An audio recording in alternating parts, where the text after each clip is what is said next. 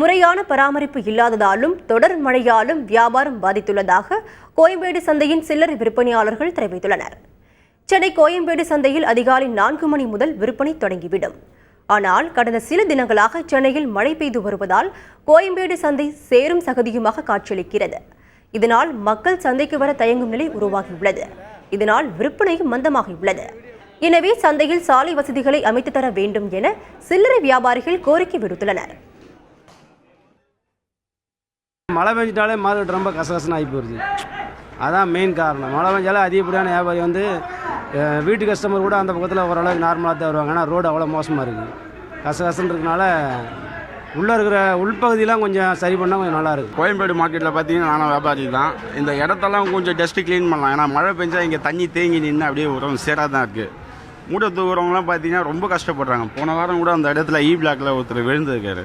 முடிஞ்ச அளவுக்கு அந்த சாக்கடைலாம் கொஞ்சம் க்ளீன் பண்ணால் நல்லாயிருக்கும்.